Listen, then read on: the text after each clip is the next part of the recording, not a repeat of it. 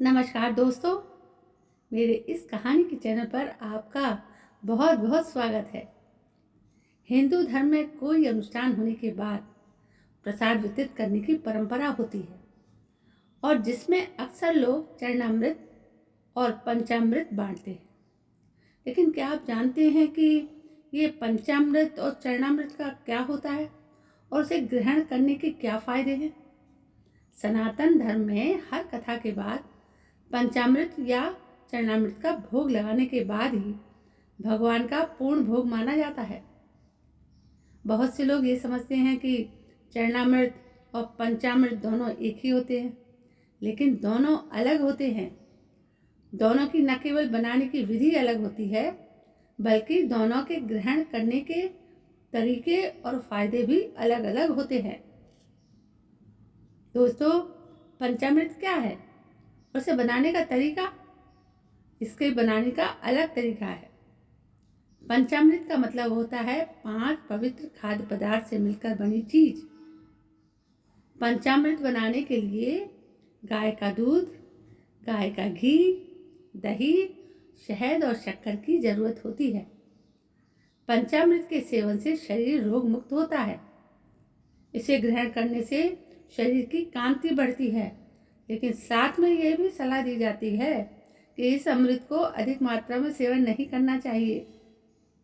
पंचामृत का आध्यात्मिक महत्व, अब ये भी जान लीजिए कि इसका आध्यात्मिक महत्व क्या है। पंचामृत को आत्मा की उन्नति के 5 प्रतीक के रूप में भी देखा जाता है। दूध पंचामृत का महत्वपूर्ण हिस्सा है, जो सफेद होता है, और यह इसका प्रतीक है कि हमारा जीवन दूध की तरह निष्कलंक होना चाहिए। दूसरा पदार्थ होता है दही।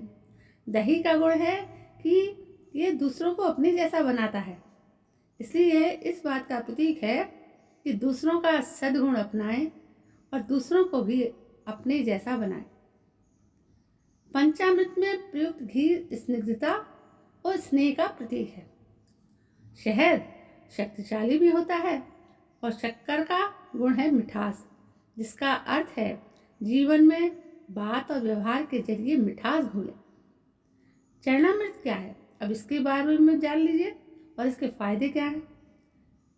भगवान विष्णु के चरणों को जल को चरणामृत कहते हैं।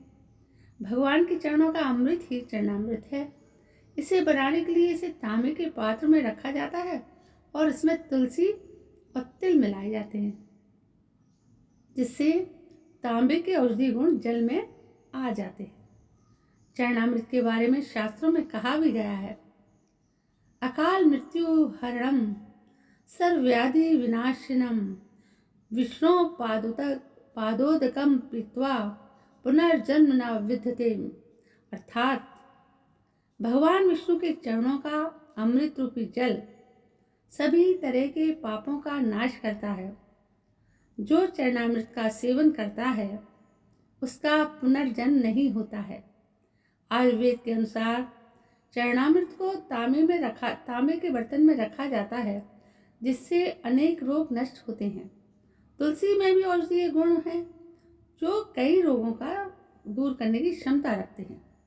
यह भी माना जाता है कि इसका जल मस्तिष्क को शांति और निश्चिंतता प्रदान करता है।